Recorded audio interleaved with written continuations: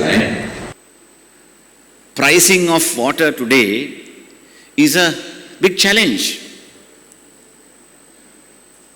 for a middle-income country like ours. We have many challenges to overcome. So today, when we commemorate the World Water Day, I believe, I have been discussing with some of my officials, that we need to, if we are going to preserve water,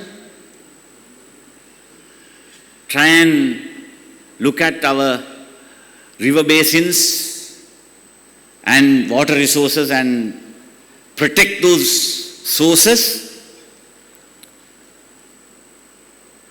We need to also devise some means through which we can create that awareness and sustain it among the people. Sustainability of an awareness is an important issue. So how do we do that? So I thought for a moment that why not we, because this concept is being spoken about in other parts of the world. I'm sorry I can't again go on speaking in Sinhala, translating this, but then I will, for those who are conversant with the English language, I want to share this thought with you. Now we talk about carbon footprint today. Why not talk about the water footprint?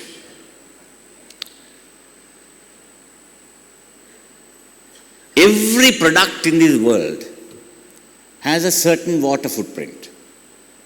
How much of water is going into the production of each item that we consume or that we use as a consumer, whether we buy a shirt today.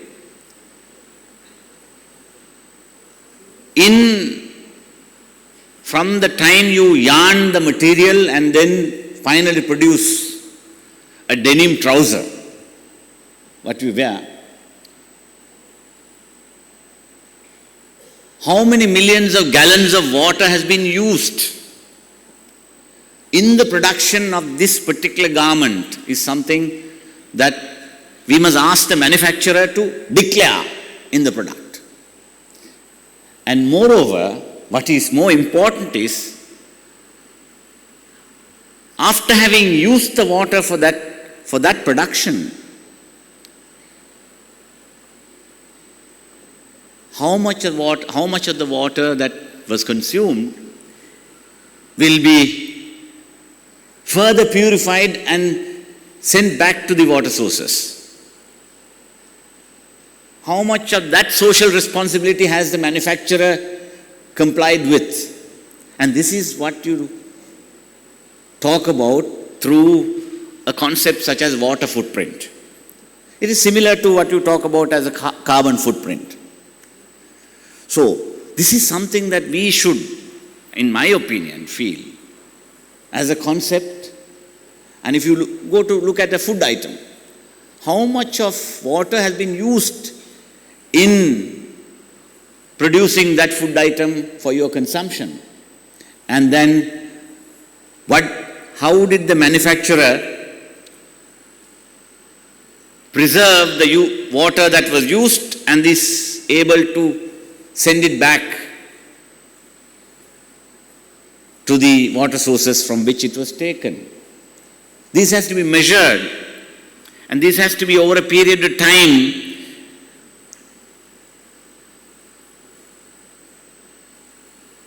Allowed for people to understand how much of water has been consumed in this process. So every process is measured for the amount of water that the process uses.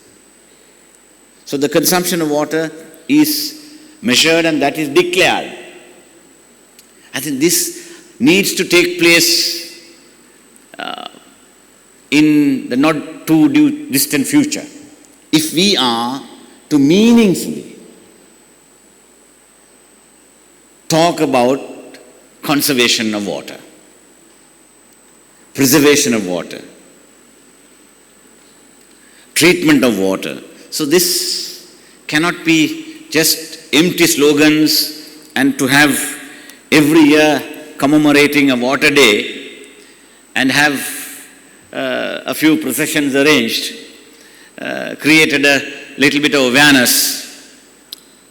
School children today from Kingswood College produced a lovely drama. There was a message in it. But then, for that message to become meaningful, now we talk about non-revenue water, and then trying to increase the profitability of the water board by preventing leakage and to create awareness about the non-revenue factor. We need to go beyond simple concepts and precepts, but to have some practical ways of sustaining the awareness and making it meaningful, so that the sustainability would be something that would be useful for the future generation. With those comments, I conclude my remarks. Thank you.